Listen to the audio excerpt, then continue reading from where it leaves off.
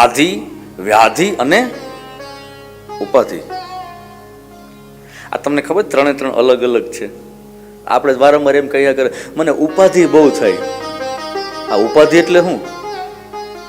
આધિ અલગ છે, વ્યાધિ અલગ છે, ઉપાધિ અલગ છે.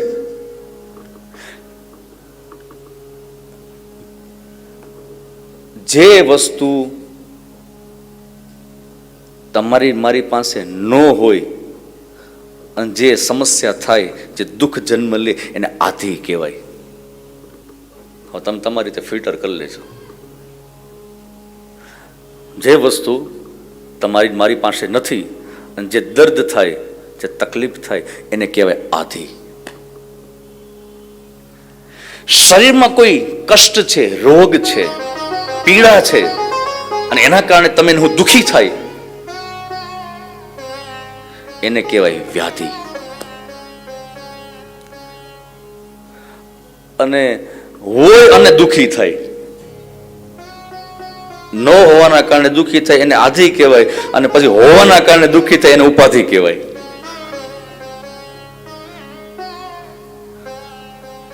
છોકરા હોય એવા ઉપાધિ જ થી રાખે. એક દિવસ ચેનથી ન રહી શકે, એક દિવસ કોરો ન જાય, ફરિયાદ ન આવી હોય,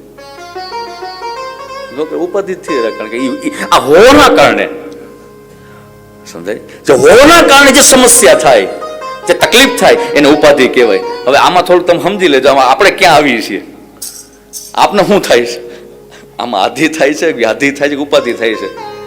આ તમને ડિવાઈડ કરી આપ્યું છે બધું, રાઈટ?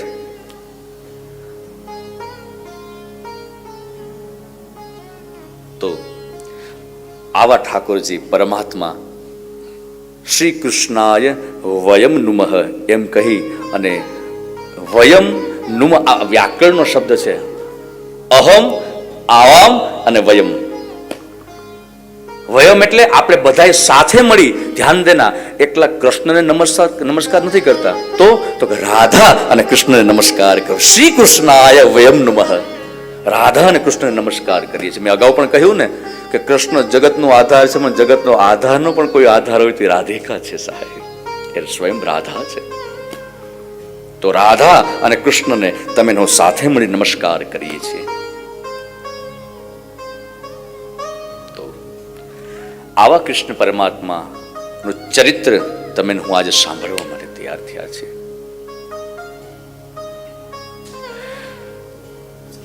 લીલા તો એવી છે કે કૃષ્ણ પરમાત્માનું આગમન એ જ્યારે ગોકુલમાં થયું એટલે મોટો મહોત્સવ થયો. કથાનો ક્રમ શું છે કે સૌથી પહેલા ભગવાન કૃષ્ણ પરમાત્માના દર્શન કરવા માટે ભગવાન શંકર આવે છે. बात भी सही है. देखो ये साधना पथ है. તમે હું જો બહારથી જો કથા સાંભળશું તો એવું લાગશે કે ભગવાન શંકર આવે છે અને ભગવાન શંકર એ પ્રણામ કરીને જતા રહ્યા. પછી શું થયું તો કે પછી કંસને સમાચાર મળ્યા, એટલે કંસે એક પછી એક અસુરોને મોકલવાનો પ્રારંભ કર્યો. દેખો કોણ આવે છે તો કે સૌથી પહેલા પૂતના આવે છે. ક્રમ તો આવ જાય ગયો.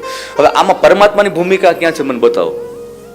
આજે પૂતના જે બની છે અને કૃષ્ણએ ધ્યાન દેના સ્તનપાન કરી અને ભાવ પૂર્તિ કરી અને પછી શું કર્યું, મૂળમાંથી જીવને ખેંચી લીધો અને પૂતનાને ગતિ આપી. સમજાય છે? માતૃત્વ ભાવ પણ એ રત્નમાલાને જાગ્યો હતો, એટલે પરમાત્માએ એ ભાવ આજે પૂર્ણ કર્યો. અને પછી જ્યારે વેરનો ભાવ જાગ્યો હતો એટલે એ વેરનો ભાવ પણ કૃષ્ણએ પૂરો કર્યો. આજે સાહેબ મેં અગાઉ પણ કહ્યું હતું ને, ગોડ ઇઝ ઓનલી ફોર જજ, રાઈટ? માત્ર ન્યાયાધીશ છે. આ ન્યાય આપ્યો. હવે આમાં કે પરમાત્માની ભૂમિકા ખરી? એ તો જીવાત્મા જેવો ભાવ જે સમયે પ્રગટ કરે છે ઈશ્વર, બસ એ જ ભાવ પૂર્તિ કરે છે. વાત આટલી જ છે. હવે આપણે નક્કી કરવાનું છે આપણે અહીંયા પ્રકૃતિમાં કેવું ઇન્વેસ્ટમેન્ટ કરવું.